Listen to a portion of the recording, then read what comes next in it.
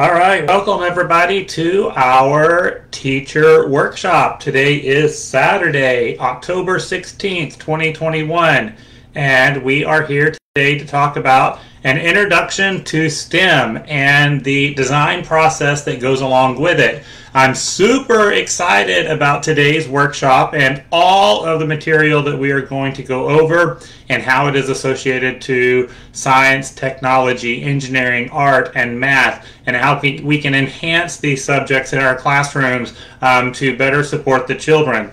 Welcome. I'm glad you're here. I'm going to take my goggles off because they're a little uncomfortable. And so I see everyone logging on. Welcome, everybody, and happy Saturday. Good morning, Ellen. So awesome.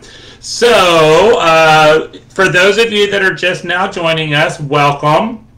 This is live on Facebook, so you have the opportunity to interact with me on Facebook Live with the comment section. So you can make comment, you can ask questions, you can throw me emojis right there on the comment screen. The more you interact, the better our training is going to be. So feel free to, like I said, throw some comments, throw some questions, throw those emojis out there when you hear something you love or you see something you like. Let's throw that out there.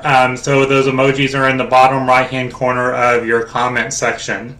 All right, because this is live and you have the opportunity to interact with me, it counts as an instructor-led training with child care licensing. So 20% of your training hours have to be instructor-led. So if you are live right now, this counts. So that's fantastic. Now, all of our Facebook Lives are recorded. So if you're watching the recorded session, that would be self-instructional.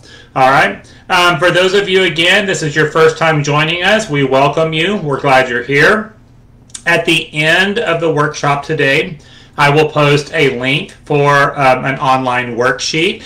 You will complete the online worksheet, and that's how you will get your certificate of completion. That's how I keep track of who all participated in the workshop. So there is no need to type in your name or tell me that you're here. I do not take attendance through the comment section. Your attendance is going to be recorded through your online worksheet. I know that we have many groups that are watching this together. That is totally okay, and I support that. I think that's a great idea. High five to you that are doing that. You can watch the Facebook Live video as a large group. However, each individual participant will have to complete an online worksheet, and you can use that, do that using your laptop, your smartphone, your tablet, whatever electronic device that you have. And once again, the links to complete your worksheets will be at the end of today's session. We are scheduled to be here from 9 to 12 today. However, we will not be live until 12 o'clock. We typically do about 2 hours worth of live video, give or take, and then I allow you time to do your online worksheet.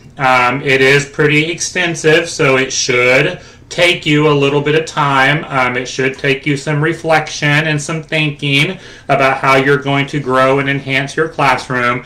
So rather than take up more of your Saturday, I like to include time for you to complete your worksheet. I also encourage you to complete your worksheet as soon as we're done with the webinar. Don't wait till tonight. Don't do it tomorrow. Don't wait for 2 weeks because you want to do this while the information is fresh on your brain. And then just get her done. Just get her done. All right. I know that the last couple of Facebook Lives I've been sharing my screen and sharing PowerPoints for everyone to help learn. I'm not going to do that today because I've got a lot of different activities and prompts that I want to show you throughout the webinar today. So we're going to try to include some real experiences in here for you. All right. So let's go ahead and get started. It looks like we got a good number of people here, so that's awesome. I always like to give a little bit of time for people to get logged on as soon as they see that little notification that Tim the Trainer is live. Oop, we got to jump on. All right, so welcome, welcome. All right, so many of you are familiar with STEM. You know, it is a very popular process right now that is included in our public schools, our after-school programs, and even in our early education programs. My after-school programs that I operate are centered around STEM. They're actually called STEM Station. And it's been really cool because when we first started our after-school program that is centered around STEM, you know, I was really struggling to find good resources, age-appropriate resources that were affordable to support our STEM program. Well, you know, fast forward 5 to 7 years, and now, y'all, there are so many incredible STEM resources that are out there, and pretty much every early childhood you know, supplier has a STEM department now, from, you know, Discount School Supply to Lakeshore to Kaplan to School Specialty, you know, Play with a Purpose. They all have parts of their catalog or their website that specialize in STEM. Book after book, website after website. There's lots of good resources that are available to us now. It's not like it was when we first started our program. All right, so, you know, there should be good avenues for you. The one thing that I have found that you know, I definitely want to throw caution to here at the very beginning is making sure that the activities that you're doing with the children are age appropriate. And that's been the biggest challenge that I have found, is finding age-appropriate activities for the children that we support, especially if you want to do some STEM activities in your infant, toddler, preschool, pre-K classrooms. And we're going to talk about those a lot today. I don't want you to think that this workshop is just for after-school programs or K through 5. We are going to talk about a lot of stuff that is specific to K through 5, but I'm also going to incorporate some infant, toddler, preschool stuff in there as well. But like I said, one of the biggest challenges here is making sure that the activities are age appropriate. Here's one thing that I have found, all right? A lot of the STEM activities that are age appropriate for our early education programs are activities that we're already doing, or activities that we've been doing for many, many years. I just don't think people have realized that they're STEM related. So we got to change the intent, all right? Change the way that we look at some of these activities.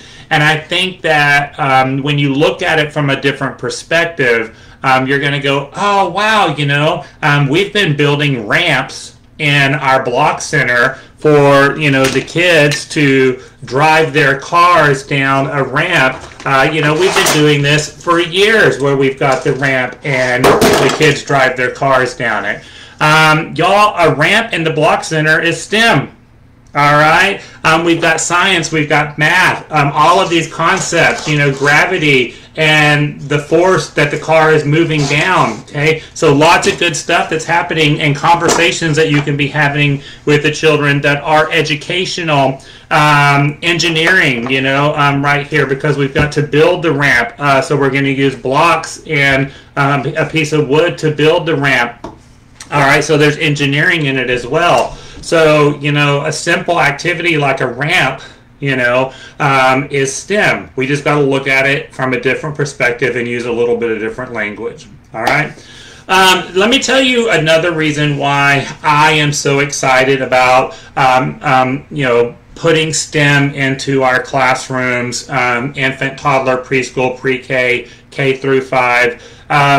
It's not just about introducing the children and getting them involved more in science, technology, engineering, art, and math. It's not about adding more of those activities into your classroom. But there's two other really big reasons why I'm such a big advocate for STEM. Number one is that it is directly related to executive functions, all right? And so when we talk about our 8 executive functions, emotional control, inhibition, working memory, initiation, planning and prioritization, shifting, organization, and self-monitoring. These are all critical executive skills that are needed to wire and build our prefrontal lobes. And when our prefrontal lobes are appropriately wired and supported, that's when we can learn. That's when we can problem solve. That's when we can cooperate. All right. So those executive functions are so critical for our success. All right. And everything that we do in STEM is directly tied to the 8 executive functions that we need to put more focus on. All right. And so I'm going to talk about these 8 executive functions quite a bit as we go through the material today. So be on kind of the lookout for that right there. Okay. And y'all know, just a little recap from previous trainings, our prefrontal lobes are not fully developed until the age of 24. All right. So some of you watching this Facebook Live, you may have, prefrontal lobes that are not fully developed yet. And that's okay. That's not a bad thing, y'all. All right. Sometimes when I say that, other people go, ooh, y'all, it's okay. It's not a bad thing. You're just still developing your prefrontal lobes if you're under the age of 24. All right. So, whether you're in an infant classroom or you're working with a 5th grader, supporting these executive functions is very critical. All right. Even as an adult, even if you are over the age of 24, we still need to continue to build and support our executive function skills. All right. That working memory, we got to keep practicing that and keep practicing that the older we get. The other reason why I am such a huge advocate for STEM and why this is so very important is it has a direct correlation to self-regulation skills and the ability to self-regulate. All right. Self-regulation is a right hemisphere function. All right. So we have our left hemisphere of our brain, our right hemisphere of our brain. Now I know that on the screen, I'm opposite of you. So this is my left, this is my right, but it may look opposite whenever you're watching the keyboard. That's kind of funny. Someone's cat just ran across the screen. Squirrel. So anyways. Self-regulation is a right hemisphere function, all right? And right hemisphere is your creative, carefree, spirited, all right, curious, fun side of your brain. And a lot of people get that backwards. They think that self-regulation is a left hemisphere function, which is your very black and white, in writing, concrete, this is what it is, let's focus, let's get it done, serious side of your brain, all right? But it's not. Self-regulation is over on the right hemisphere. So the more we can do to support the right hemisphere of the brain, the better children are going to be at self-regulation. The more we support the right hemisphere of the brain for adults, the better we're going to be at self-regulation. All right. So, as you're practicing these activities with the children, you're actually strengthening these skills within yourself. Okay. So that's pretty important right there. So everything we do in STEM, can be very, very right hemisphere driven. All right. The other part of this right here is self-regulation is built from unstructured play. So the more unstructured play that we have with the children, the better they're going to be at self-regulating.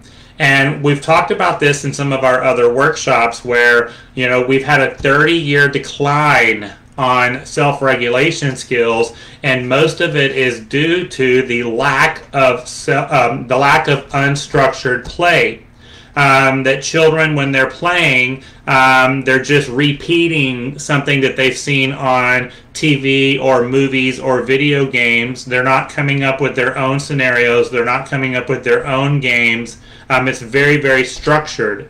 And even sports, you enroll your child in t-ball or soccer or football or cheerleading, it's very structured.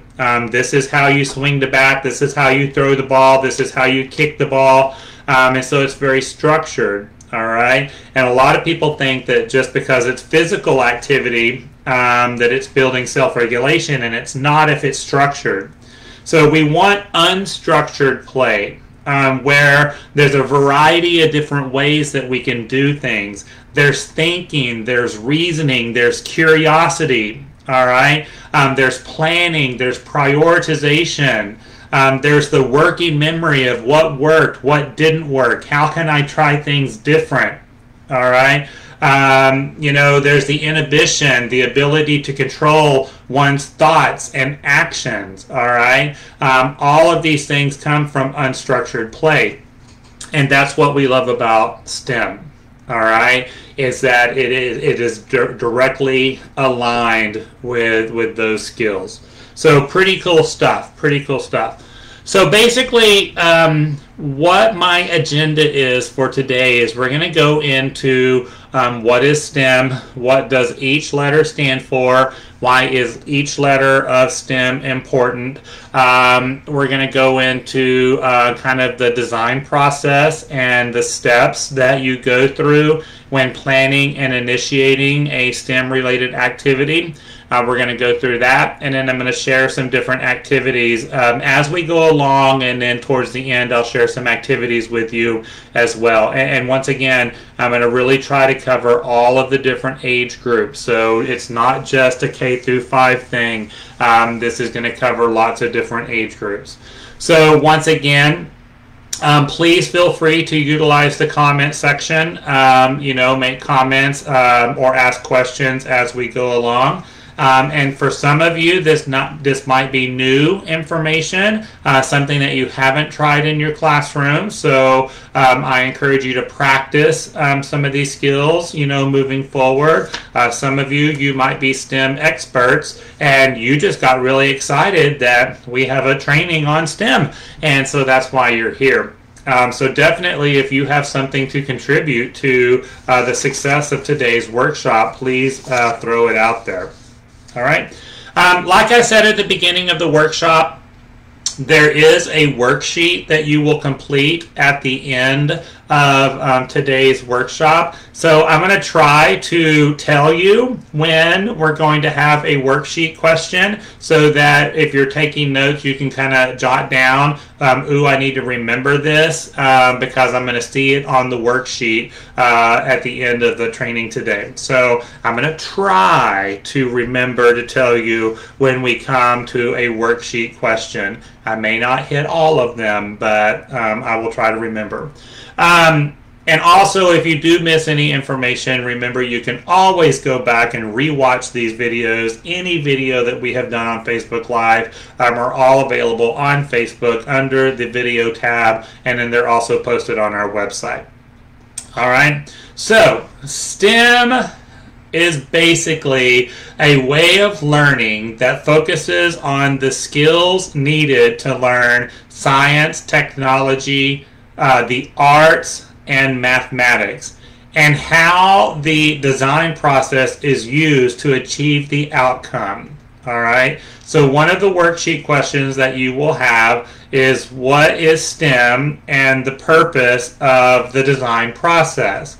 So like I said, STEM is a way of learning through focusing on the skills needed to learn science, technology, art, and math. All right, and the design process is used to achieve an outcome. All right, so there's a process right here that we're building towards. All right. So you're going to hear me talk about this quite a bit. All right. So, let's talk about our first category right here, and we've got science. All right. And so I had my goggles on here at the beginning of the workshop. Science is the first big STEM thing. And a lot of people kind of think that when we talk about STEM, science is the first thing that pops into their brain. All right. But there's so much more to STEM than just science. I think it's just the first letter of STEM, and so that's why people immediately think of science when we think of STEM. But science is the study of the world around us and how things work through experiments and observations. All right? So the study of the world around us and how things work through experiments and observations. So, once again, going back to our executive functions, all right? And when we talk about building cognitive development, all right, let's talk about building cognitive development, because cognitive development supports executive functions. We want the children to be curious about the world around us. And especially nowadays, I told you about there being a 30-year decline on self-regulation, and this is mainly due to the lack of unstructured play, that everything is very one-dimensional, everything is very, right here in front of your face, all right? And so children have lost the ability to be curious about the world around them. All right. So when we talk about child growth and development, and we talk about cognitive skills, we encourage you to ask children, open-ended questions like, hey, when your dad brought you to school this morning, what color was the car that your dad drove? Or what color was Dad's shirt whenever he dropped you off this morning? And, they're most likely not going to know the answer, but they're going to go, it was blue, and they may or may not be right. But we want to ask these questions about the world around them, hey, what color was your brother's shirt when your mom and dad dropped you off this morning? Or hey, tell me about the blanket that's on your bed. What design is on your blanket, or what color is your blanket on your bed? And even though they may not know the answer right now, when they get home, they're going to be paying attention, all right? And they're going to look at Dad's shirt. They're going to look at their brother's shirt. They're going to look at the car. They're going to look at the bed, all right? And this is getting them to be curious about the world around them, all right? And we want them to be curious about the world around them. And this is going to help with working memory, all right? That working memory that we need to support. We want the children to be curious. We want them to experiment. Many of you probably agree that you have a lot of kids these days that are very hesitant to experiment. They're not willing to try something new. They're very pattern seeking. They're very set in their ways, all right? And they want the same outcome over and over again. All right. Again, it's very one-dimensional. So what can we do to encourage children to be curious about the world around them? Well, science. All right. Science is a great way to work through experiments, to observe. All right. To observe things, to think and reason. If I've got this block and I hammer on this block, what's going to happen? The block is eventually going to fall apart, and there may or may not be something inside of it. All right? So it's that experimentation and curiosity, and we're having to think about what may or may not happen. All right? And with this also, it's going to create empathy, because not only are we going to be curious about the world around us, All right, we're going to be predicting what may or may not happen with this object, but eventually it will transfer over to the human element. All right, and the other humans that are around me, the other children in the classroom, the adults that are in the classroom. If I take this and instead of hitting the block, I hit the person next to me, all right, what feeling or emotion is that going to create with that individual?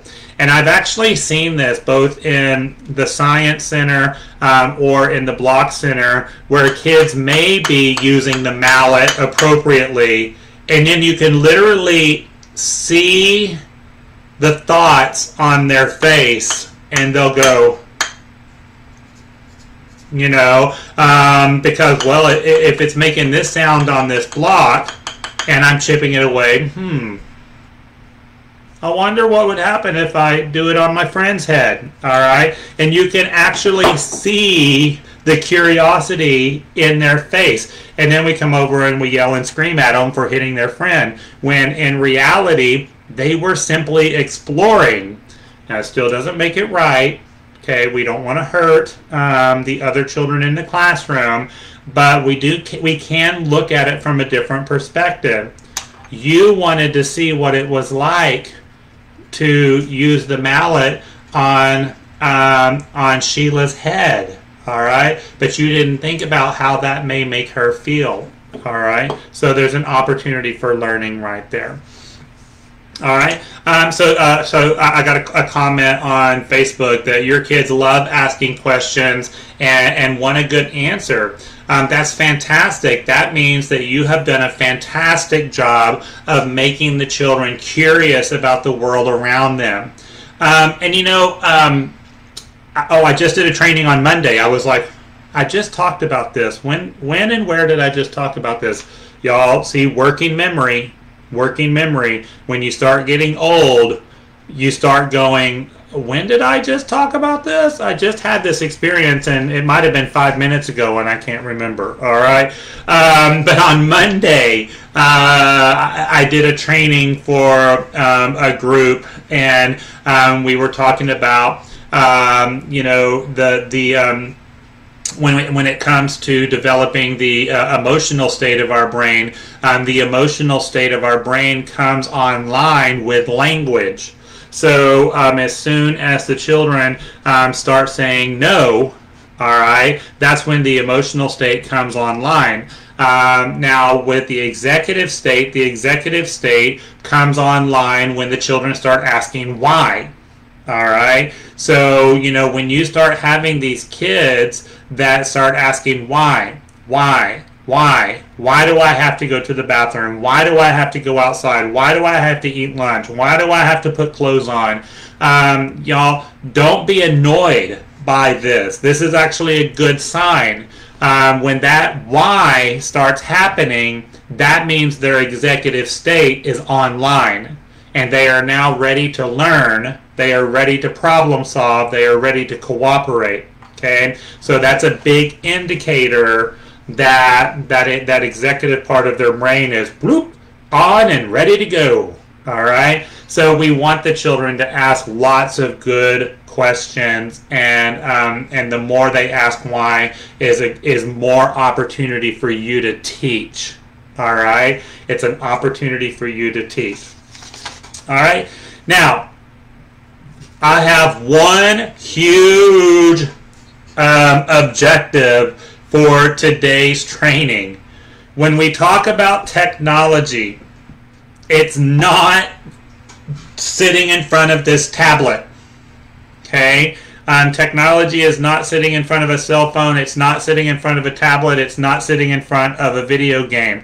I want us to look past the video games and the media when it comes to using technology as a part of STEM. All right, so you know, I see programs all the time go, oh, we're going to start practicing STEM. Here's a tablet. Okay, we need to move past that right there. All right.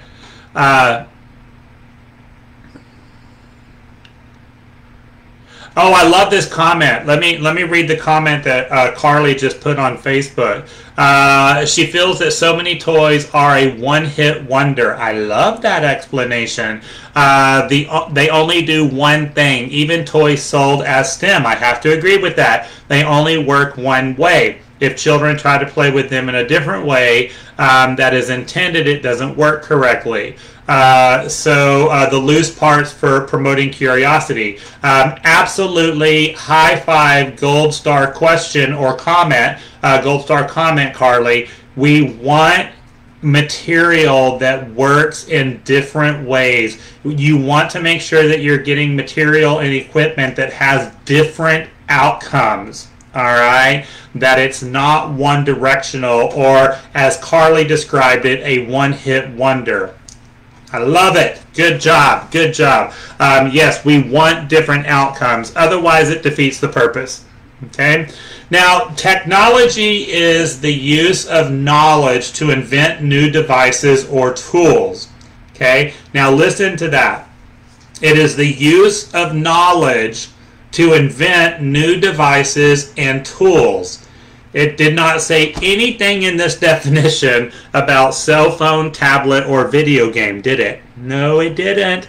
All right. It's the use of knowledge, and the knowledge that we have right here in our brain, in that CD-ROM that we have, in between our limbic system and our brainstem, where all of our experiences are stored. It's about using that information that we have stored in our brain to invent new devices and new tools. So how can we create new devices or new tools in our classroom to get different outcomes? All right. So, you got to look at this again from a totally different perspective than how it is originally intended. All right. It's just like, this is what I've been talking about a whole lot here lately. And again, I just talked about this earlier in the week. When people hear the word discipline, they immediately want to think of punishment, and they associate discipline with punishment. And that's not what discipline is at all. Discipline is something that we instill in children. Discipline is something that we instill within ourselves, that we instill within other people. All right? So like when you think about an Olympic athlete, or you think about a Marine, you hear people describe these folks as being very disciplined, right? Now, does that mean they get in trouble a whole lot and they're being punished a whole lot? No, that's not what it means at all. They're very disciplined. They have good ethics. They have integrity, all right? They're determined, all right? They have commitments. That's what discipline is. So we need to instill discipline within children. It doesn't mean punishment. So when we talk about technology, technology is not a tablet, a phone, or a video game. Technology is the use of knowledge to invent new devices or tools. It's the design. It's about creating design, all right, using different materials in your program. So that's cool stuff right there. So we're going to look at that differently. All right. Let's go on now to engineering. And engineering is the process of creating new things or improving products by using math and science. So this is another thing I love about STEM, is that it's all interchangeable. All right, it's all extremely interchangeable, that I can use different parts of STEM and put them together. It's the process of creating new things or improving products by using math and science. So I've got these little animals that I'm going to use for math. So these are some little counting animals. So we're going to count the number of animals that we have in our hand. So we got 1, 2, 3, 4. We have 4 animals. We have 4 animals, everyone. Now that's math. All right, we're going to focus on counting. But then I've also got these blocks. All right, and so I'm going to use the blocks for engineering. and I'm going to build myself a little block tower, all right? But then when I build my little block tower, I can then take my counting animals and use them as well. They're interchangeable, all right? They're interchangeable right there. So that is cool stuff, and we can use that. You know, a very popular engineering toy that many of you have, and I'm not going to call it a toy. I apologize. Oops, I made a mistake. These are not toys. They're tools. All right? They're not toys. They're tools. So another tool that we commonly use in when we think about engineering would be Legos, whether they're the big Legos that are for the younger children, or even the younger Legos that are the littler standard size Legos that are for the older children. But even though I can use these Legos or these blocks, these building blocks, to create new things or to improve products by using math and science. You know, I've also got patterns and sequences here. So I've got a blue, red, blue, red, blue. All right, so we can ask children to duplicate the pattern with these building blocks. I did the same thing with the smaller one here. I created a pattern, all right, red, white, all right. So, you know, again, cross-functional right there. They're not just building blocks, but we've got some cognitive learning supporting those executive skills right there. All right. Now, one of your worksheet questions is going to ask you what are two subjects that are used in engineering. So 2 subjects that are used in engineering. With engineering, we're going to use math and science. All right.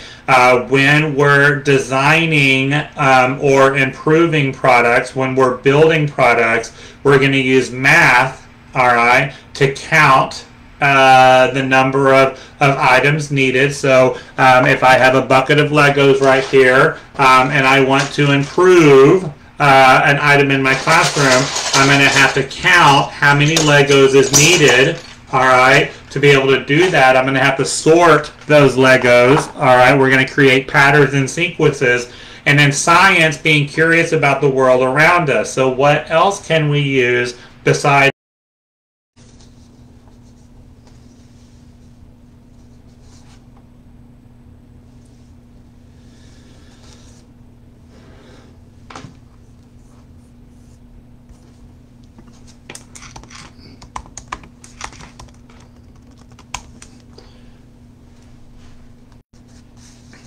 All right, this is a take 2 of the Introduction to STEM training.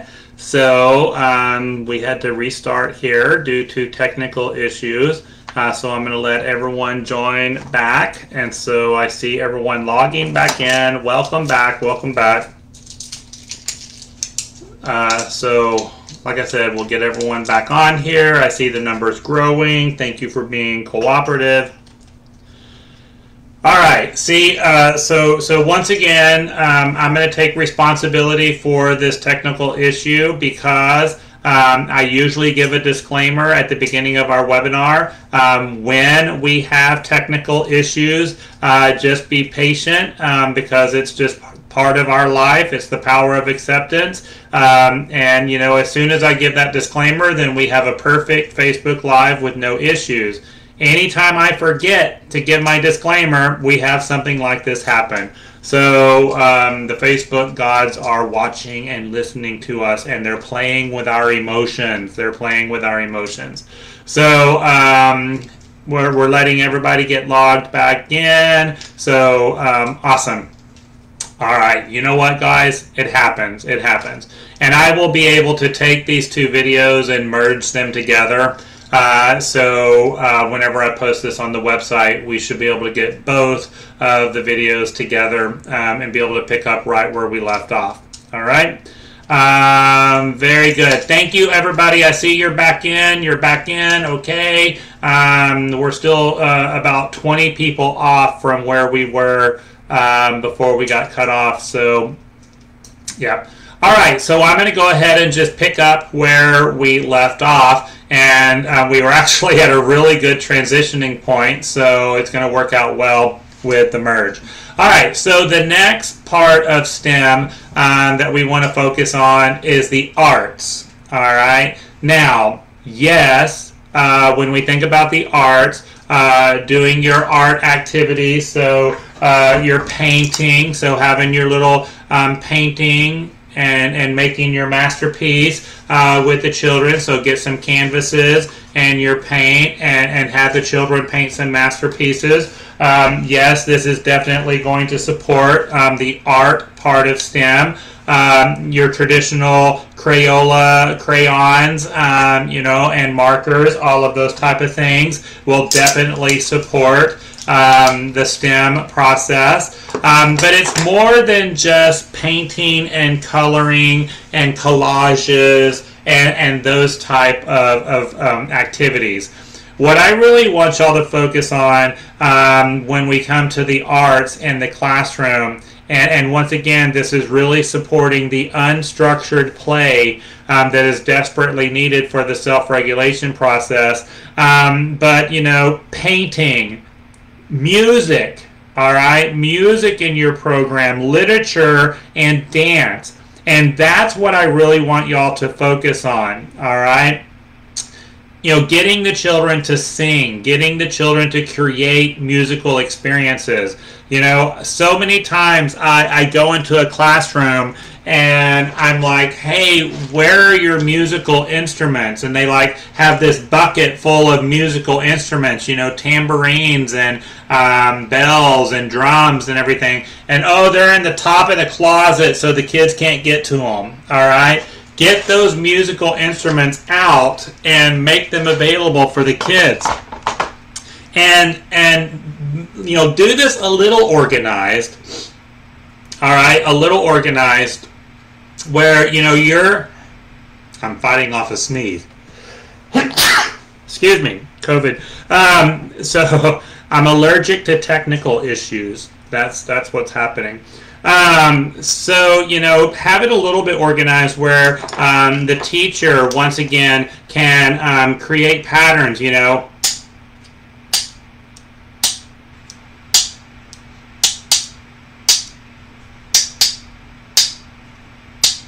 all right, and have the kids repeat these patterns, all right? We're actually doing a lot of drumming exercises with the kids right now. So, you can't really see my chair, but you can actually stand up and on the back of the chair,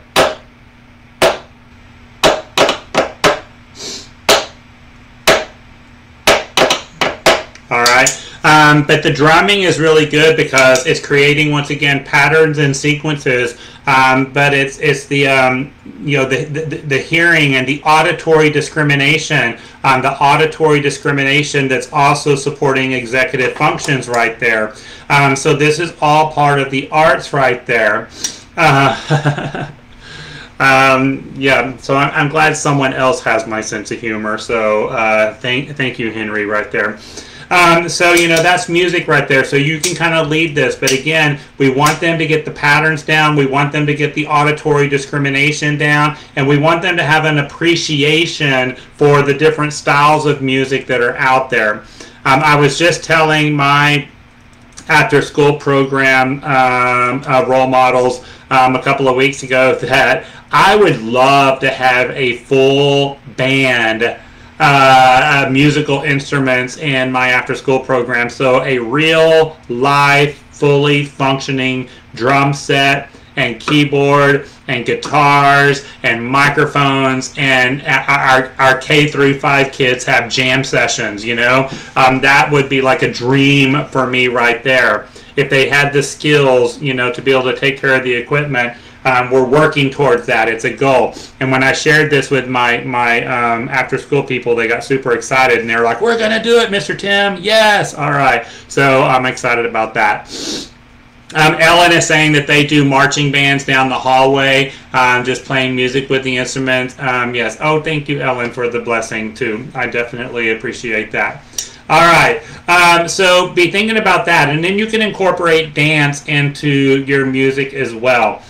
So, different styles of dancing. So it's not just the little white boy shuffle that you're going to do with the kids, but, incorporate some different styles of dancing, some ballet, some Latin, some jive, different styles of music that you can throw out there. And of course, when we talk about literature, poetry, y'all, we don't do enough poetry in our classrooms, infant and toddler classrooms, and you're having those intimate moments with the babies where you're holding them and cuddling them, or you're changing that diaper, or you're feeding the child. That is a great time to recite poetry, all right, to the kids. And that articulation that comes out with poetry is so beneficial to the development of their prefrontal lobes. And again, as the older the children get, having them recite poetry, and it's more than just the standard nursery rhymes that we use, but having them create their own poetry, or reading age-appropriate poetry and having them repeat it. Now, when we get to our K through 5 kids, they can really do a whole lot with poetry, all right? But that's what we talk about when we talk about literature. So one of your worksheet questions that you're going to have are, what are 4 examples of creative activities that you can do with the arts, all right? And so, the 4 examples that I'm going to give y'all here, or that I just gave y'all, is painting, music, literature, and dance. All right, painting, music, literature, and dance are the different creative examples that we can incorporate with the arts. All right, so it's more than just the painting and the coloring. There's so much more. Y'all, the drumming. If you're doing, pre-K, K through 5, you can get some age-appropriate drumsticks that aren't going to poke out an eyeball or hurt somebody. And this is great for calming, for self-calming. It's great for getting them focused and ready to learn. And if you go to YouTube, there are just tons and tons of age-appropriate videos for drumming activities that you can do with the kids. And chopsticks, chopsticks are really good for drumming activities that are age-appropriate. All right, let's move on now to math. And there is a worksheet question right here. So what is the definition of mathematics? That is the study of numbers and how they are related to each other in the real world. All right. So it is the study of numbers and how they are related to each other in the real world. So when we look at things through our STEM perspective, all right, when we're looking at things through our STEM perspective, math is how numbers are related to each other in the real world. All right, so we're going to start by practicing, these counting bears right here. So we're going to start by counting these counting bears, but then we can move on to, counting items in the classroom. So, in your block design, how many blocks are used to create this design right here? There's 1, 2, 3, 4, 5. There are 5 blocks in this design. Now, how are numbers related to each other in the real world? If I want to use these smaller blocks to create something that is equal in height, how many more smaller blocks would I need to make this equal in height? And then we can do a comparison of how many smaller blocks versus how many larger blocks were needed to create something of the same height. All right, so a lot of compare and contrast that's going to happen right here, but it's using these numbers in the real world. It's also introducing the concept of more or less. All right, and we're going to have a lot of conversations with the children about the concept of more or less, equal to or greater than, and come up with real live scenarios that you can use in the classroom. Yes, Henry, STEM means for something for each letter, and so that's what we're going through right now. We're on the M right now. So science, technology, engineering, art, there is an A in there, and then math. All right, so science, technology, engineering, art, and math. A lot of times we leave out the A because otherwise it would be STEAM, and like for our after school programs, they're called STEM Station. And when I originally put it down on paper, it was going to be STEAM Station, and that just sounded creepy. All right, so STEAM Station, I don't think I would want to take my kid there. But STEM is how it is typically referred to. And that's interesting that we brought that up, because I'm actually going to talk about why the A is so incredibly important. It tends to be left out because we call it STEM, but the A is actually one of the most important letters in STEM. So there you go. All right. So the great thing about STEM and why we love this in our classrooms is that STEM is all about problem solving. And once again, problem solving supports executive function skills. It's related to cognitive development. And the more problem solving opportunities we can propose to our children, the better they're going to build their executive functions. All right. And so we want to create the ability to work through the details of the problem to reach the solution. So we don't want the children to just recognize that there is a problem. What is the solution? We want them to focus on the details of the problem. And we're going to work through the details of the problem to get to the solution. Y'all, this would be beneficial for the adults that we work with too. That as an adult, when we recognize there is a problem, we want to immediately go to the solution. But we're not going to be able to successfully work through a solution unless we first focus on the details of the problem and how to work through those details. All right, so this right here is not only going to be beneficial to the children and their STEM activities, but this is good stuff for adults too. All right, I think we all have something to learn here. So the 7 skills needed for problem solving, the 7 skills needed for problem solving is next. Once again, this is going to be a worksheet question, so you might want to write these 7 skills down because you are going to list them out on your worksheet later on. So skill number 1 is critical thinking, and that is the ability to be open-minded and to consider other ways of looking for solutions. Now, we've already talked about this a little bit. With children nowadays, there are so many of them that are very one-directional. Someone called it earlier a one-hit wonder. And even children's thinking, even adults thinking is a one-hit wonder. All right? There's only one path to this solution. We want them to be open-minded. All right, we want them to be able to be attuned to the environment around them. All right?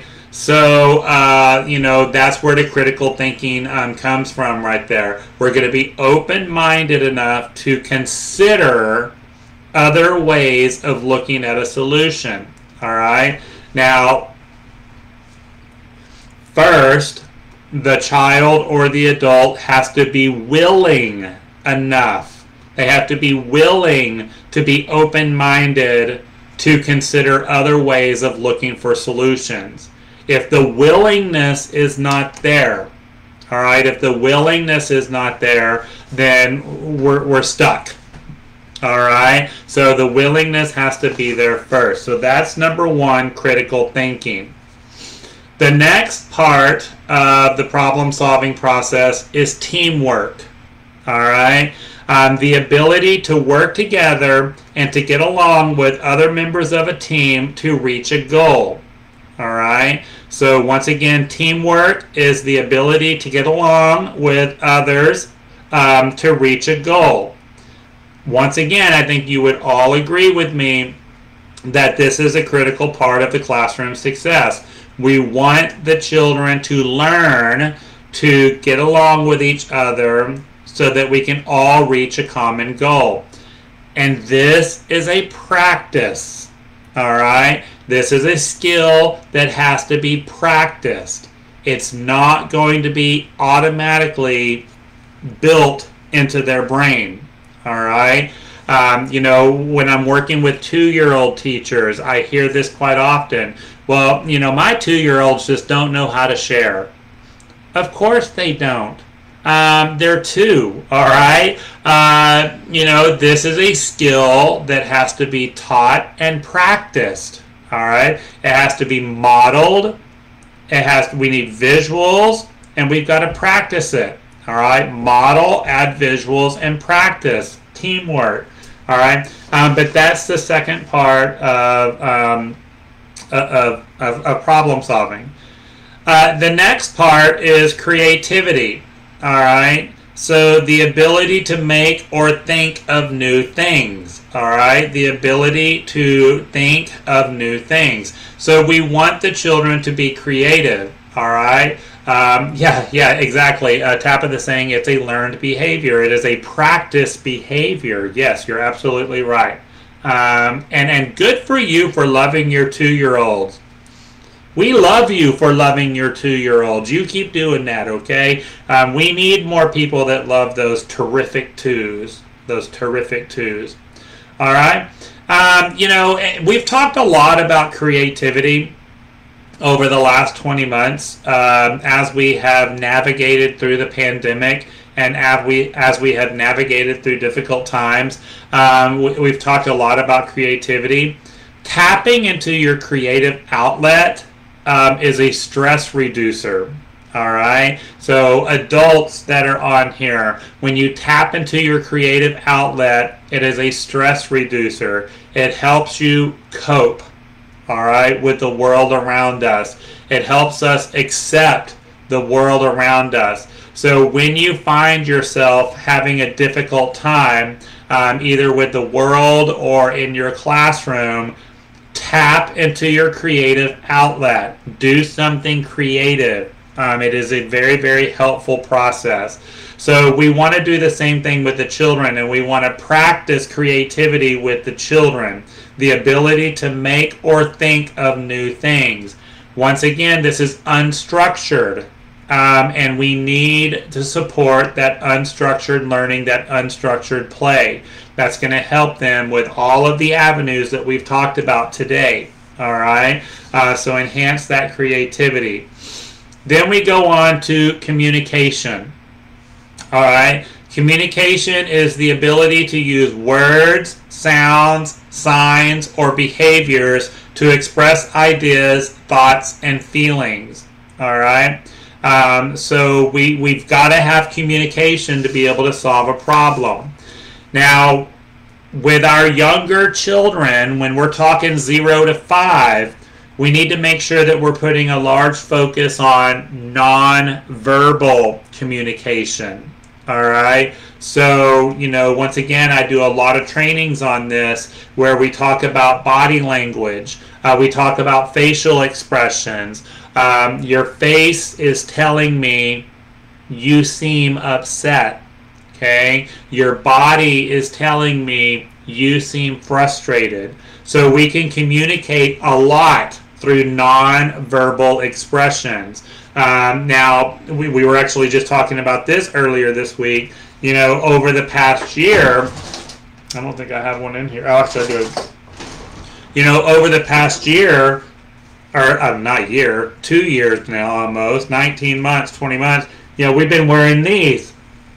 Well, when I've got a mask on, you know, half of my face is covered. So, you know, we've had to really adapt to non-verbal expressions with a mask on, all right? But you know, it's been amazing over the last 20 months how well we have adapted to reading people's non-verbal communication through eye contact. All right. So that looking into someone's eye, the window of the soul, and be able to pick up on their non-verbal communication just through eye contact. It is mind-blowing how well we have adapted to this over the last 20 months. So yes. So once again, communication is the ability to use words, sounds, signs, or behaviors to express ideas, thoughts, and feelings. All right? And remember, all behavior is a form of communication. So when you have a child that is behaving a certain way, that is a form of communication, and they're trying to tell us something. Now, when we talk about STEM and the design process, that communication could be excitement. That communication could be wonder. It could be curiosity. I mean, you can actually see these expressions on the children's faces. This is why I love, science so much in early education classrooms. And whenever you do science activities with the kids, this is empty right here. But if I were to put baking soda in here and pour whatever in it, and then it spills over into the white foamy cool stuff, and the look and the wonder on the children's faces, the curiosity, the excitement, that is an expression of their feelings and their thoughts, and you're going to observe and record these expressions, but that's really cool stuff right there, to be able to watch. And so with the problem solving process, using both the verbal and nonverbal communication is going to be a big part of it. The next step in problem solving is perseverance. All right. The ability to continue doing something despite the difficulties, the failures, and the conflicts. So I really want to talk about this one because I'm sure a lot of you would agree with me that we have a lot of children out there that have either no or very little perseverance. Okay. That, when the world is not going their way, or if I'm supposed to chisel this block until there are gemstones inside of it, they go, "Oh, it doesn't work." Well, we have to chisel more and more and more. All right. But that perseverance, you can't just hit it one time and get the gemstone. We've got to hit it quite a bit and multiple chisel on the sides, all right, until we can get the outcome that we're looking for. But how many of you had kids, and then if it doesn't work the first time, then they're, total meltdown right there. So, we've got to practice perseverance, all right, the ability to continue to do something despite the difficulties, the failures, or the conflict, all right.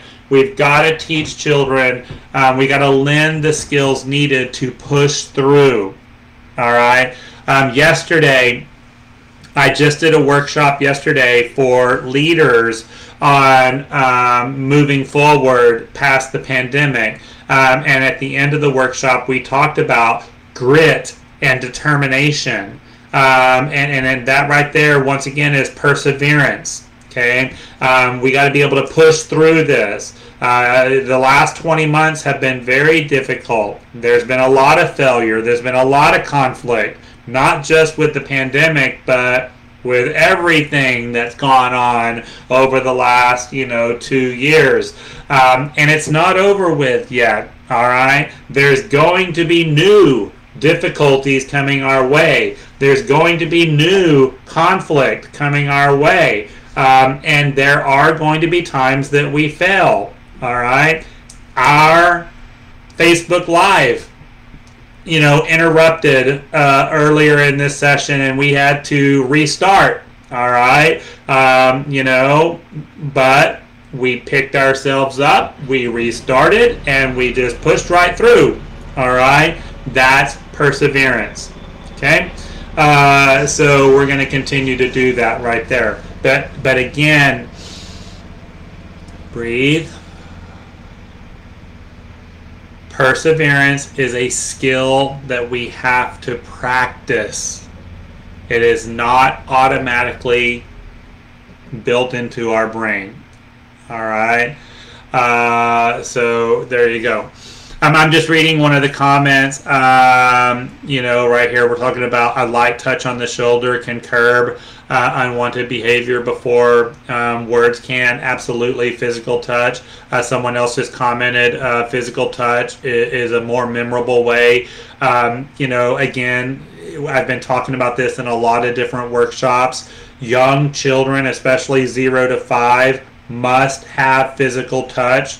Infants, toddlers must have physical touch. There's actually studies that are out there that children can die if they don't have physical touch. So it is a big part of development. Even your K through 5 need physical touch. Adults need physical touch. That's why, once again, these last 20 months have been so difficult, because we have been encouraged to not touch.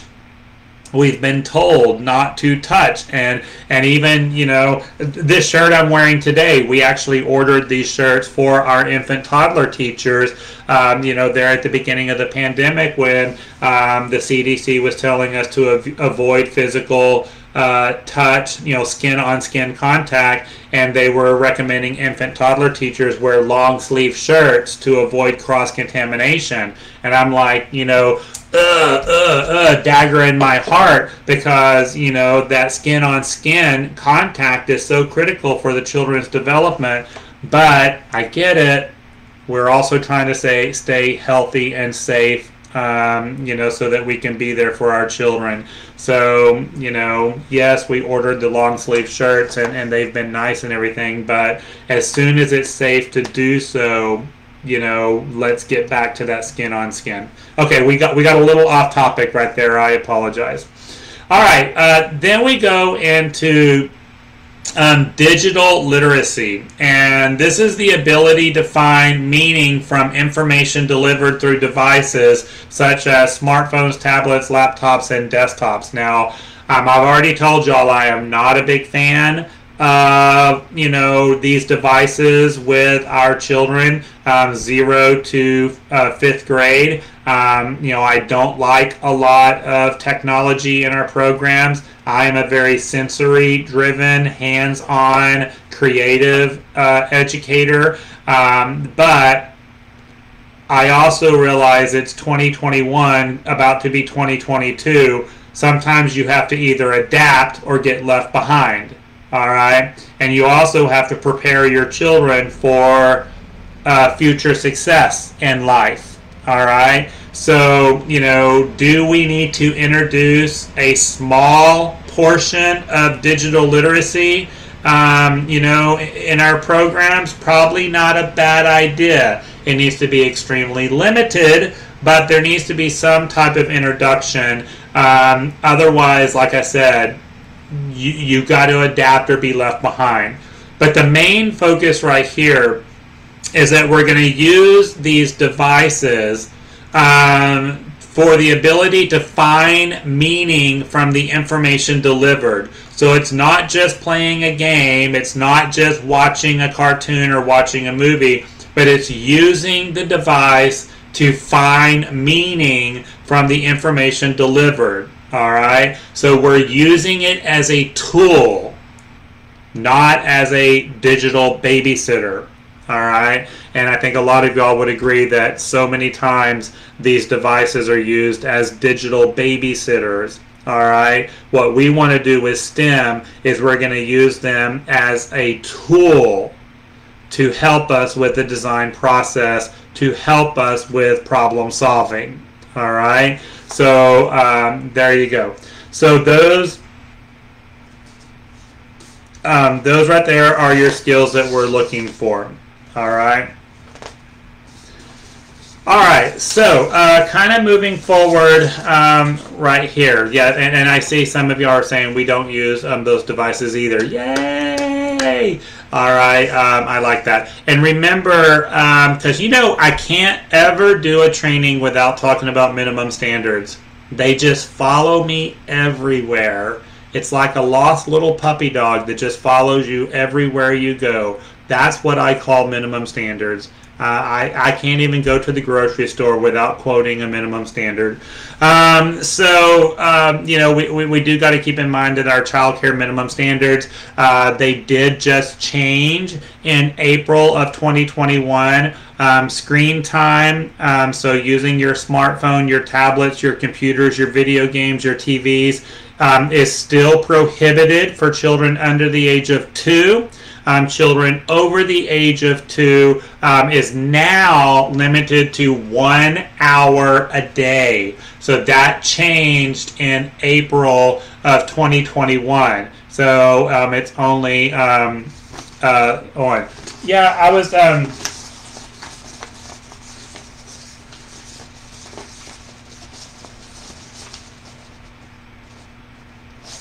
It is, Henry, you're right. It is just 6 skills. I apologize. I said 7 earlier, didn't I? It is only 6 skills, so y'all have got them all. I was thinking about that too. I was like, what did I miss? No, I messed up on the count. So I've got to make sure that I fix that on the quiz the moment we get done right here. So if y'all want to go through them again, it's critical thinking, it's teamwork, it's creativity, it's communication, it's perseverance, and it's digital literacy. Maybe number 7 can be Tim's oops. All right, that'll be number 7 right there. Even perfect people have erasers on their pencils. Always remember that, okay?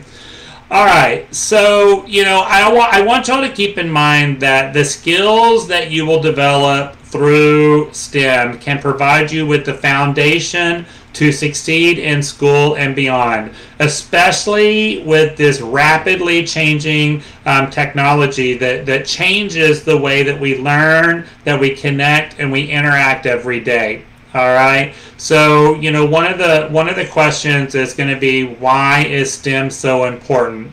And it's kind of an open-ended question. You can kind of answer that question based on what you take away from today's presentation. But the main thing right here is that the skills that we develop through the STEM process can provide us with the foundation to succeed in school and beyond, especially in a rapidly changing world of technology that changes the way we learn, connect, and interact every day. And I'm going to tell you, this was one of the big attractions that I had to STEM, is that especially when my 2 children were younger, and raising, 2 children myself, that, we got to that point in life where all communication was done through this device. And, the ability to have a face-to-face conversation became very difficult because the kids were addicted to that device right there. And I can't get upset with it because I'm the one that gave them the device, right? So I've got to take accountability where accountability is due. I gave them the device for safety and security. It wasn't a digital babysitter. It was for safety and security. But they adapted to that lifestyle. So, we got to look at a way that we can bring back the human connection while also embracing the world as it is.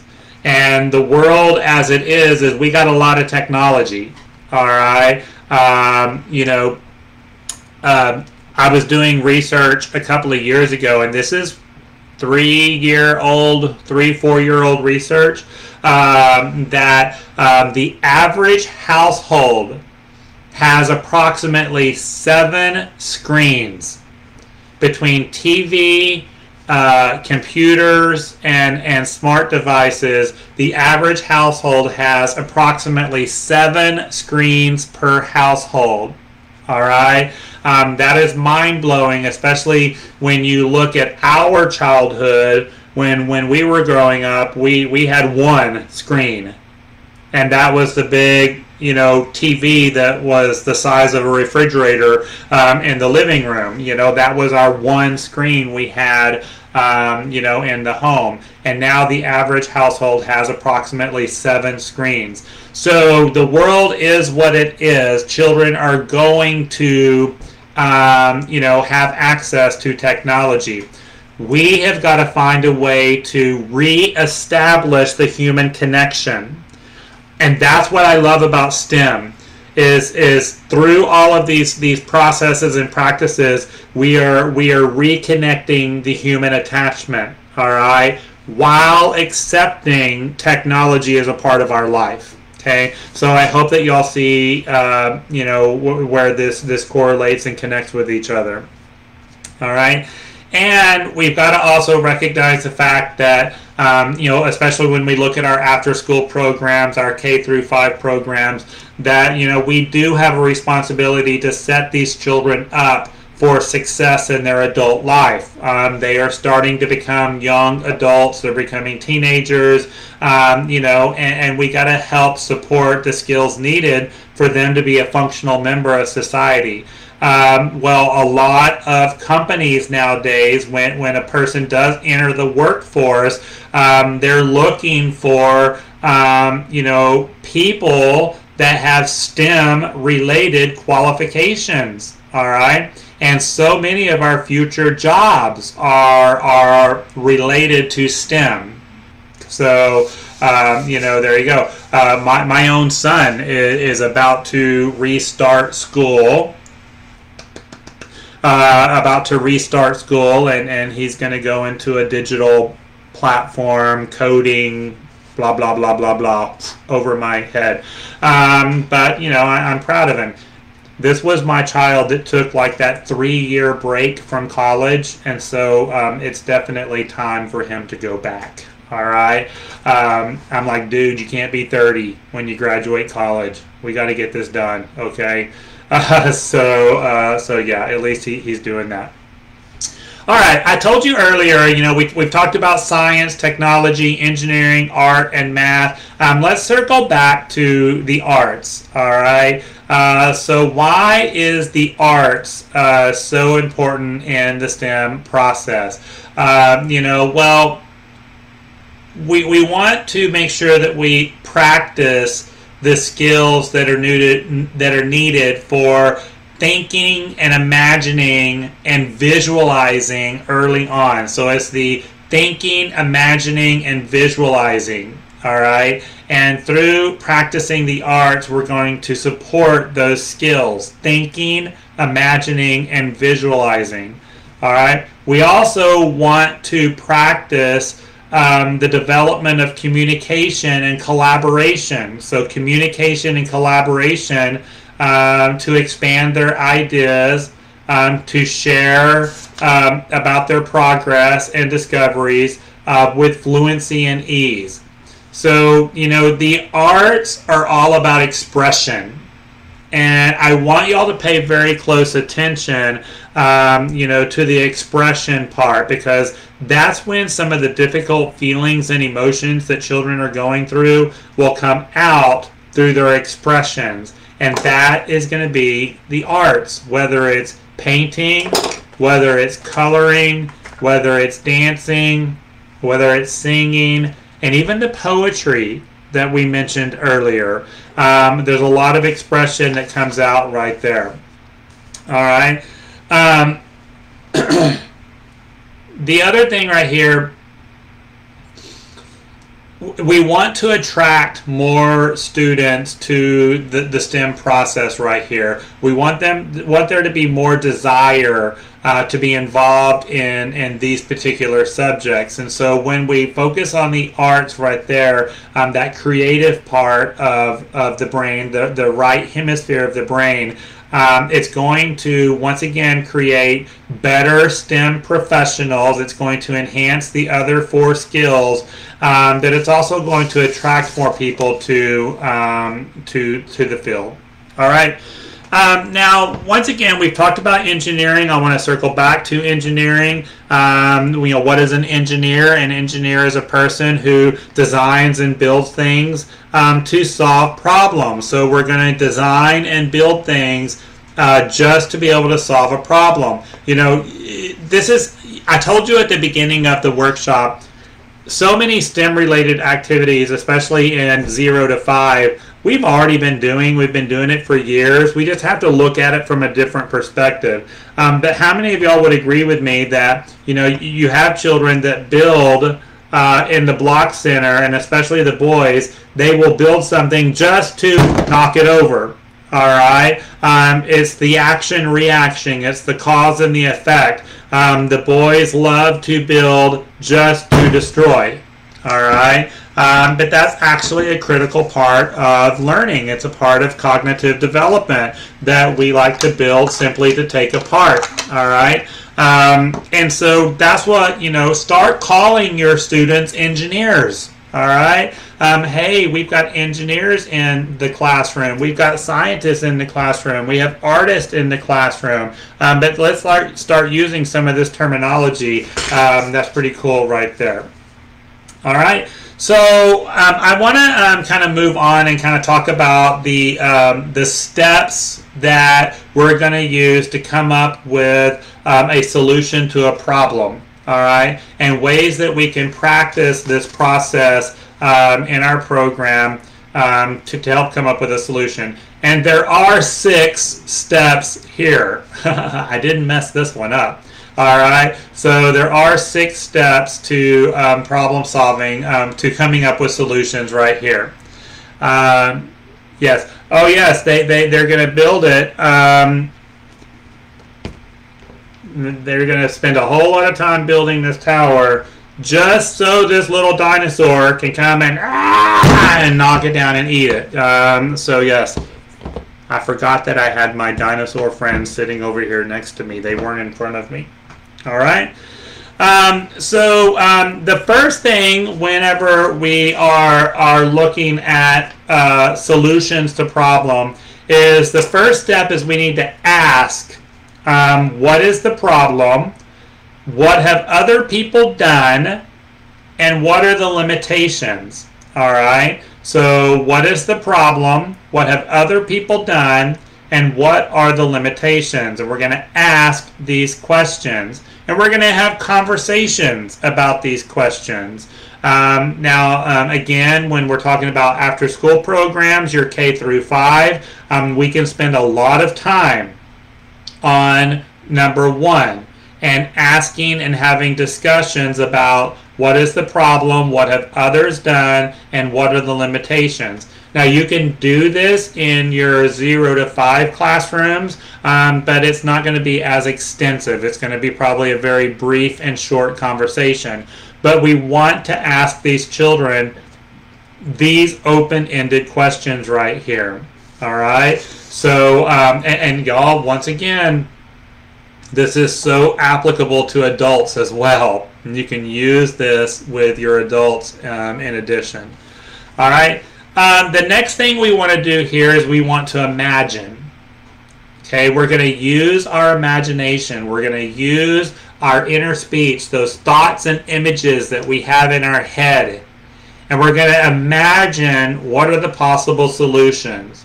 All right, so what do you see being a possible solution? And visualize it first. Okay, think about it. Visualize it. Imagine what that possible solution could be. And once we visualize it, which one of these visualizations could be the best solution?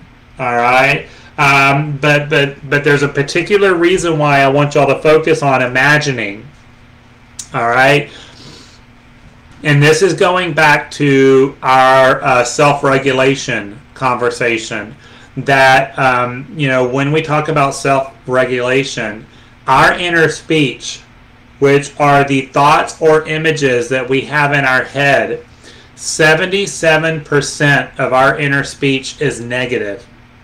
All right. So being positively contagious looking for positive outcomes, celebrations, successes, encouragement is only 23% of your thoughts and your images. Okay, so I'm going to say that again because it's critical. All right, cooperation, collaboration, successes, encouragement, all right, only makes up 23% of your thoughts and your images.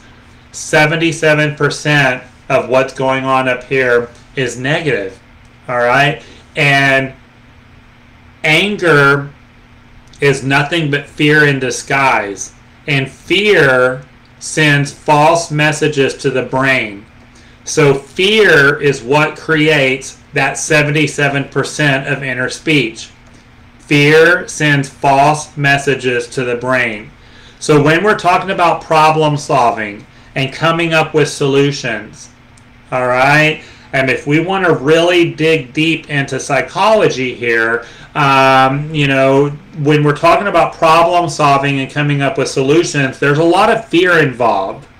There's a lot of fear of there's not going to be a positive solution. There's a lot of fear of we're not going to be able to come up with a solution. There's a lot of fear that we're all doomed. All right? And that fear sends false messages to the brain. All right? And that's why people have such a hard time with problem solving and coming up with solutions. All right?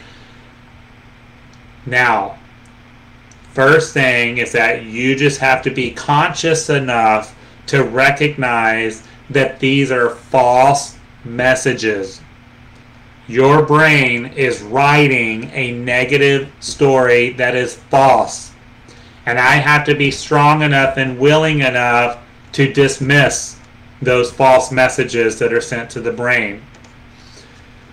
When I imagine the possible solutions, and I imagine the best possible solution, all right, and I get these images in my head, these thoughts in my head of what these solutions could look and feel like, then we're overpowering the false messages and the negative thoughts. I hope that makes sense to everyone. All right? But the second step, imagine, is huge and is going to be so beneficial to the children in so many areas of their life for years and years and years to come. All right? But even as adults, we have to practice creating those positive possible solutions to problems in our head. If we don't practice and imagine this, then that fear and that anger is going to send false messages to our brain, and that's what we're going to get. All right? So very, very important part right there. All right, so then we're going to plan. Okay, so the next step right here is we're going to plan how we're going to solve this problem. So what materials are you going to need? What steps are you going to take? What is your solution going to look like? All right, but we're going to plan it out. Now, in our world of busyness and stress, we tend to want to skip the planning process. All right, and we don't want to skip this. This is a very important part of problem solving. So what materials are we going to need? What steps are we going to take? And once again, what is our solution going to look like once we get there? So put it down on paper. All right, get it out of this head and put it down on paper. And we want the children to practice those skills as well. Next, we want to create.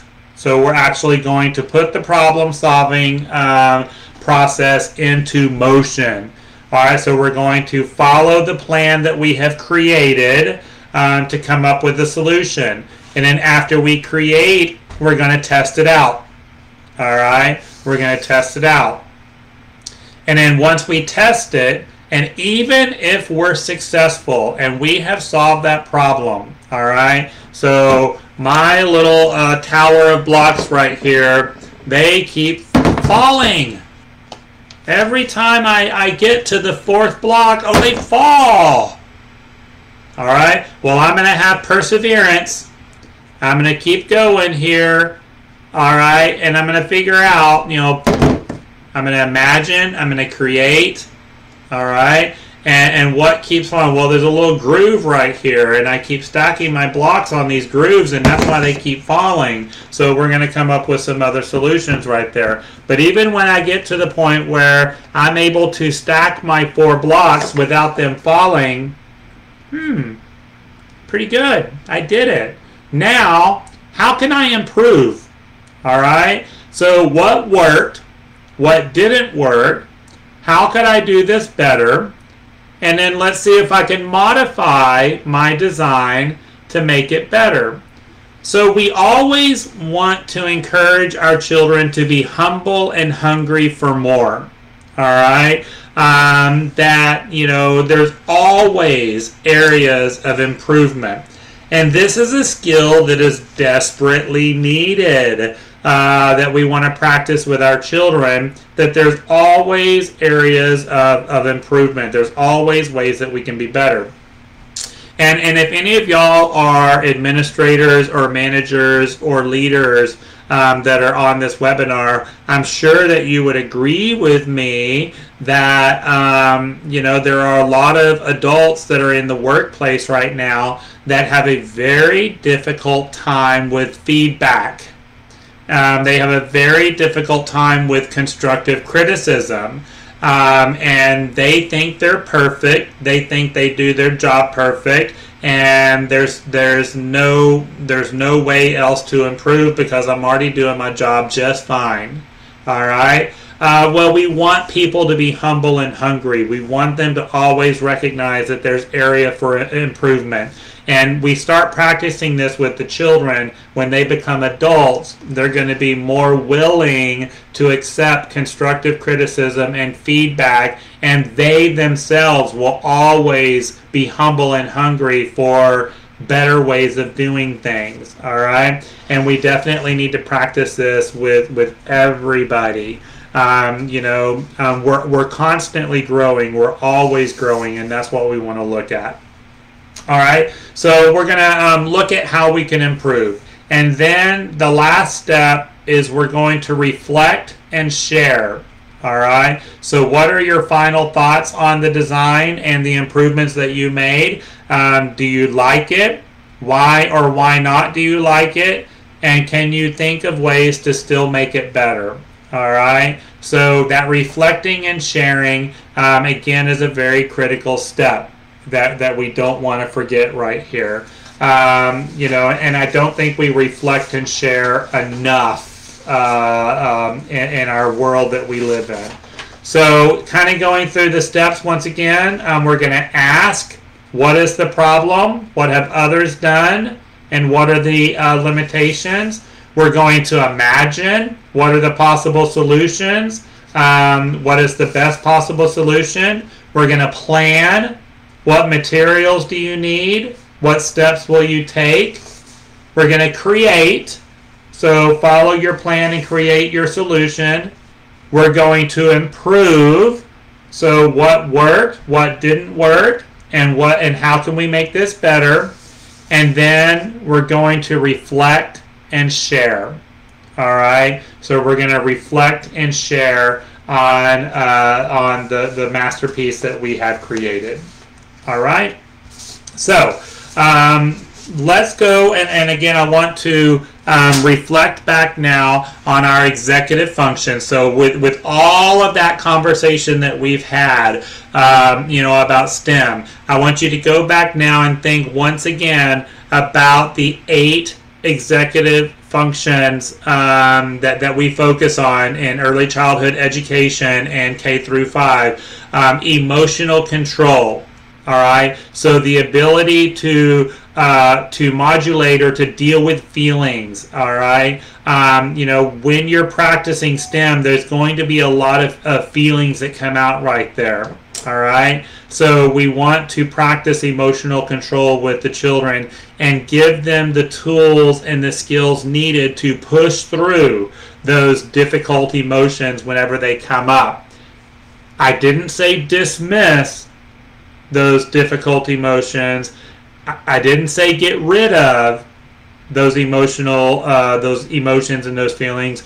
We're going to help children push through, all right, those difficult emotions and feelings, and that's going to support emotional control.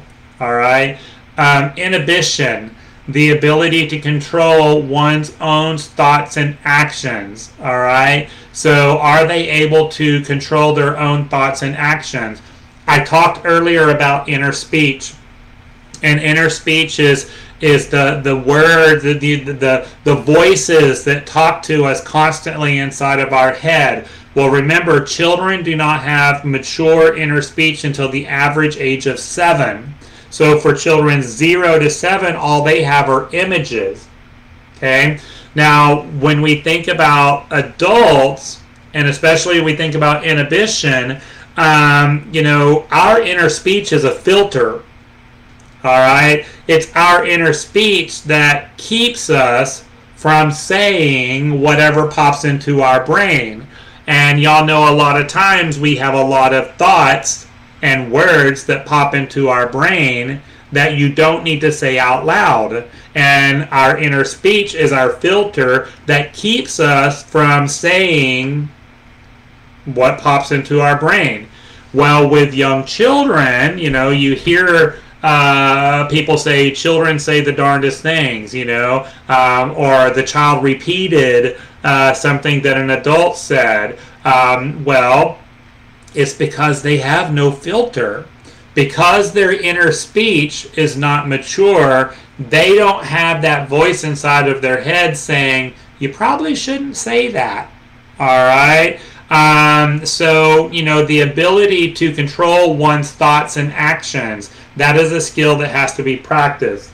Now, I think y'all would agree with me based on the conversation that we've had today that, looking at STEM, so the science, technology, engineering, art, and math that we do in the classrooms is a great way to practice that ability to control one's thoughts and actions. All right? To be able to hit the pause button and hang on, let's think about this. Before I say or do, let me think about the cause and the effect. All right? And this whole process is going to help support that. So see how it correlates? It's pretty cool. Working memory. All right? So the working memory, the visual memory, the manipulation, the auditory memory, the spatial memory. These are all things that we need to help children be aware of right there. So as we, once again, we plan, we create, we reflect, we improve, that whole process that we just went through right there is going to help them strengthen their working memory so that when they come up to future problems, all right, they got that working memory to help remind them of a similar situation that they worked through in the past. All right. Then we go on to initiation, the ability to start a task. All right. Initiation can be very difficult for some children because they fear failure. They've got an anxiety for failure. Or you may have some children, you definitely have adults that have a lot of anxiety because they are perfectionists and they want things to turn out perfect. All right, so they struggle with initiation because I really, you want me to paint, this scenery that I see outside my office window. But I'm not a very good painter, and I don't know if I have all the tools and the equipment and the right colors to get the outcome that I want, because I'm a perfectionist and I want this to be perfect and I want this to match exactly what I see outside right there. So, taking that initiation and starting the process might be very difficult for me, because in my brain, this ain't going to come out the way I want it to. All right. Carrie says, that's me painting my kitchen. Yeah, because of that initiation process. I know somebody very close to me that has, a really hard time with initiation, because they are a perfectionist and they want things to come out perfect, and they are very good at making things as near perfect as possible. They're very, very good at creating and doing, but they struggle with the initiation part of it. But it's because of being that perfectionist right there. So that's something that we have to practice for sure. Planning and prioritization, that's all part of the STEM process. That's basically what STEM is all about right there. And then shifting, the ability to just go with the flow, all right? Being able to think and adjust to situations as they change, all right? Now, we've practiced the power of acceptance quite a bit over the last 2 years, and we have really adapted to going with the flow, but I'm sure a lot of you would agree that it's been very difficult to do that. All right, now we've just got to be able to practice this with our kids, but that is a big executive function that people struggle with. Organization, all right, being able to rely on that visual memory to help with manipulation, and then using that visual memory and that manipulation to visualize cause and effect. All right, so the patterns and the sequencing, the structures and the routines. All right, this is all very important to the organization part of executive functioning. And then self-monitoring. All right, the self-monitoring is another thing. So once again, those all go hand in hand with what we've discussed today.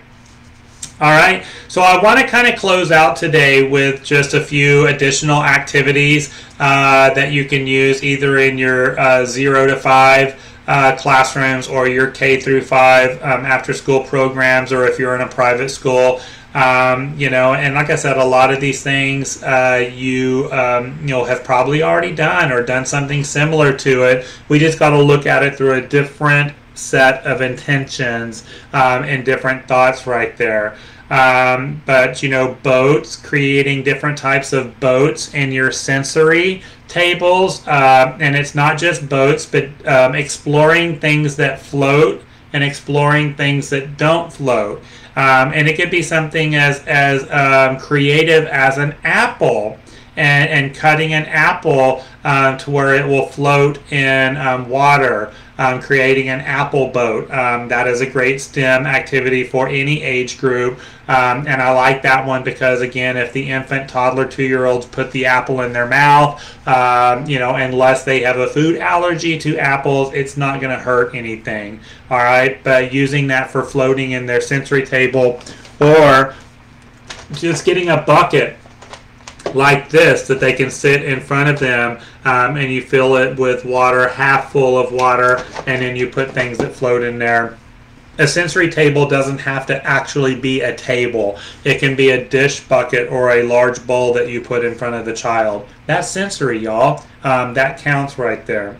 All right, making sure that in your library center, so your books and resources that you have in your classroom, that you have books that are related to science, engineering, art, math, even technology, that are accessible to the children, that will help expand their thinking and reasoning. Once again, using marshmallows. I like marshmallows of all shapes and sizes, because you can get one side wet or liquid. and then they can stick together, and you can build. They're soft. They're not going to hurt anything. Again, if they put them in their mouth, not a big deal. Just make sure that they're not a choking hazard with the age of the child that you're working with. All right. Coffee filters are fantastic. Using the eyedroppers and some watercolor paint, and then just making small drops onto the coffee filter is really great with the expansion of the colors, the mixtures of the colors. And I put coffee filters in here just because they're cheap. All right, and you get a whole lot of them for a small amount of money. So, always kind of keep that in mind. And sometimes y'all serve snack and coffee filters. I know a lot of programs that will put their little goldfish crackers or their cheese nips or whatever it is that you're serving, and you'll use coffee filters. Well, don't crumble them up and throw them away unless the child got bodily fluid on them. If there's bodily fluid, then obviously they got to go away. But if you just got some crackers that were in there, kind of shake it off and then reuse it in an art project. So I like them too because they're reusable. All right, recyclable right there. All right. Another really awesome item that can be used for a STEM-related project in any age group that is fascinating to any age group is ice. All right, just getting a large cube of ice, or freezing a bowl and getting the ice out, so you've got a large, thing of ice right there. Putting it in your sensory table or putting it in a bucket, and having conversations with the children about what they can do with the ice, and we can use the mallet and hammer. So here's a woodworking activity that we're using with ice, that they're chipping away at it. But what happens to the ice whenever it melts? All right, and you'll notice the different types of play, the scenarios that the children create will change from it being a solid block of ice to when it eventually melts down to nothing but water. So lots of good different experiments that you can do right there with ice. And even as you chisel it away and you've got different sections of the ice, now we have a counting activity. All right, so we can count how many pieces of ice are in there after we chiseled it away. Then I can even get my eyedropper and drop some food coloring onto the different pieces of ice and change the colors. So, it just goes on and on and on. We can spend a whole day of learning just with a block of ice. All right, so kind of keep that in mind. We talked yesterday in our moving forward 10 steps to moving past the pandemic about plants and having more plants in the working environment, more plants in the classroom, having those living objects that are producing oxygen, it is so beneficial for everyone. Make sure that they're not poisonous, make sure that they're age appropriate. Sometimes they need to be out of the reach of children, but I'm sure many of you have planted seeds and put them in the windowsill, or put them in the Ziploc baggie and watched them grow. Again, this is something we've been doing in our classroom for decades. But when you look at it through your STEM glasses, you can kind of see planting seeds from a different point of view and how many opportunities for learning you've got going on right there, especially if it's not growing. All right, if you planted a seed and for whatever reason it's not growing, that is a great opportunity to use those steps to problem solving that we just discussed, and why isn't our plant growing right there. All right, solo cups, so plastic disposable cups. We have these fancy little blocks that I've used quite a few times, in our training today, just as examples. But it doesn't have to be these fancy blocks. Just using disposable cups or solo cups in the classroom is fantastic. Once again, we got counting, we got patterns, we got sequences, we got cause and effect when we stack them, especially when they stack on top of each other and they collapse into one unit. All right, that's fascinating to the children right there. So, so many things that you can do with something as simple as disposable cups. All right, so, kind of keep that in mind right there.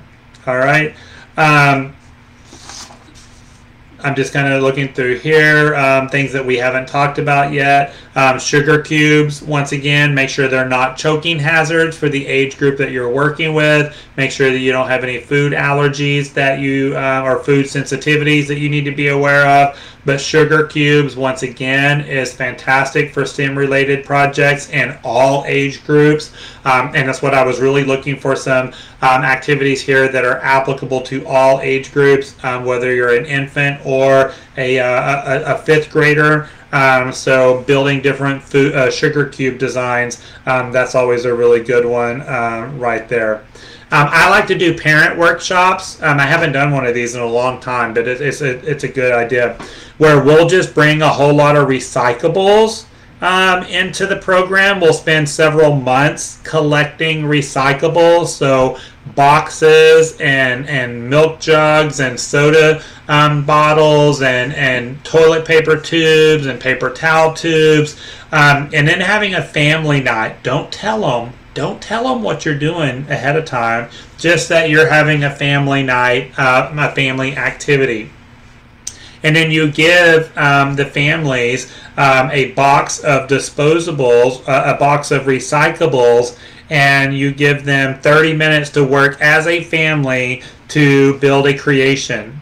And kind of make it a little contest, make it fun, but then see what the families come up with together as a unit, working as a team. All right, collaborating as a family, and what type of creations can they create using recyclables. Y'all, we've had some really awesome fun with hosting building contests out of recyclables, and created some fantastic memories with the families, the parents, and the children right there. So that's some cool, good stuff right there. All right. Fantastic. Compost. Compost is a big popular item right now in a lot of programs. There's actually some grants that are out there in regards to farm-to-table situations and compost situations. So, if you have the space on your playground to section an area off that is not immediately accessible to the children, that you can do some compost type items. This is actually really amazing. And the conversations that are initiated by the children is so incredibly cool. All right. And one of my favorite STEM related tool that we've had in our classrooms for generations, that many of you may not have realized how STEM related they are. Tinker Toys. Y'all remember Tinker Toys? All right. You can have some amazing activities that are STEM related in pretty much all 5 categories: science, technology, engineering, art, and math, all with Tinker Toys. All right, so dig those Tinker Toys out of the attic, get the dust off of them, clean them off, and you have a wonderful opportunity for STEM activities with those objects. All right, so very cool. All right, so we did it. We got through our material. I hope that this was meaningful to you, and I hope that you took a little nugget of information away that you can take back to your classroom and implement. So, as promised, I'd like to save the last hour so that you can think and reflect on the material that you heard today, and then you can complete your online worksheet so that you can get your certificate of completion. Now the link to click on to do your online worksheet should be on Facebook now. So if you just go to the top of the wall or you refresh your browser, it should be there. There are two different links. If you're going to pay for your certificate of completion with a credit card, then you will click on the link to pay for your online worksheet using a credit card. If you have established an online account with us, so your school has established an online account and you have a 5-digit account number, then you will click on the online worksheet paying with an account number. If you have no idea what I'm talking about, or you don't know if your school has an account, then just pay with a credit card, okay? So you probably don't if you have no idea what I'm talking about. All right, so those of you that joined us late, because I did see a lot of people that hopped on late, we did have a little technical issue. We got to practice our problem-solving techniques right here on our webinar today. We got to practice the skills that we discussed. So we did have a technical issue about 40 minutes into our presentation where we had to stop and restart our Facebook Live. So there are two different videos. So there's basically a part 1 and a part 2 to this. But whenever I post this on our website, I'll be able to merge the two videos together. Kind of be on the lookout for that. If you came in late, please make sure that you go back and you watch the beginning of this video. It's going to be very critical. You cannot complete your online worksheet unless you watch the entire presentation. So if you only caught half of this, you're not going to be able to successfully complete your online worksheet. You're going to have to go back and watch the beginning of it. All right? So let's be honest. Let's have some integrity and make sure that we're doing the right thing whenever we're completing our online worksheet. Okay? I had fun today. I don't know about y'all, but I had a good time. I thought everyone did great. So something a little bit new and different. I enjoy new and different. All right? So y'all be on the lookout. I do have Director Credential class next week. It'll be our last class of the year. So we will not have another Director Credential until the beginning of 2022. So you still have time to register for that if you want to participate. It will either be in person or virtually. You can go to my website, timthetrainer.com, for more information. This is also the last scheduled Director and Teacher Workshop of the year. I may throw an extra one in there. It just depends on what's going on in my world. And so be on the lookout. Make sure you watch Facebook or my website for that. But we do have our Tim at 10 that will continue until the end of the year. So once again, timthetrainer.com. You can click on Tim at 10. Those are my webinars that I do at 10 o'clock a couple of times a week. So keep on the lookout for those topics.